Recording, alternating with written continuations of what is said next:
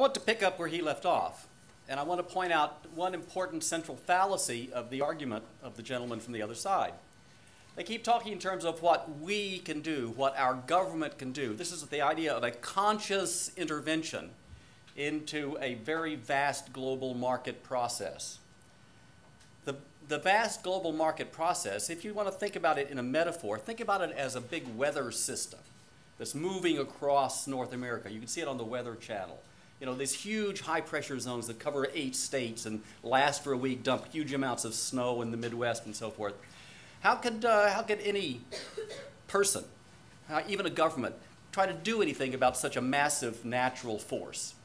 The market process is precisely that kind of natural force. Economists want to study what is it that makes the process work. What is it that influences different things? Just as meteorologists try to study the interaction between high pressure zones, low pressure zones, humidities, moistures, and so forth.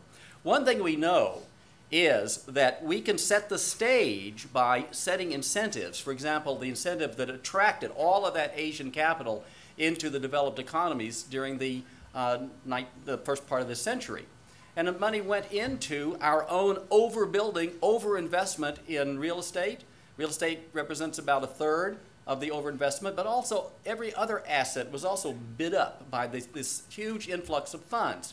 In some ways, you know, the classical economists used to talk about inflation as being when the government printed too much money, much more money than the economy really wanted.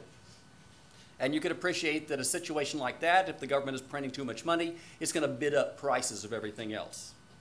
What we saw happening in the past 10 years was not so much our government printing money, but the money was coming in from other parts of the world, the lesser developed countries, the countries with very, very high savings rates. China has a savings rate of greater than 50%. Greater than 50%. It's incredible how much money they have earned, and they just keep it. Now, but they don't keep it in their shoebox. They turn around and buy United States government bonds, dollar-denominated bonds. They buy real estate. They buy other assets. And that's what bid up the stock market. That's what bid up the asset prices throughout the Western world. Now that the bubble has burst, you have the exact opposite panicked effect. People are trying to dump these assets. They call them toxic assets. It's regrettable that so many large American financial institutions got onto this train and began to buy the assets also, the greater fool theory. Oh yes, I know I'm paying too much for this asset, but there'll be a greater fool coming down the road next week who will buy it from me at a higher price. Well, that's how bubbles are built up, and that's how bubbles burst. I want to suggest to you that there is absolutely nothing our government can possibly do to change this process, except perhaps make it worse.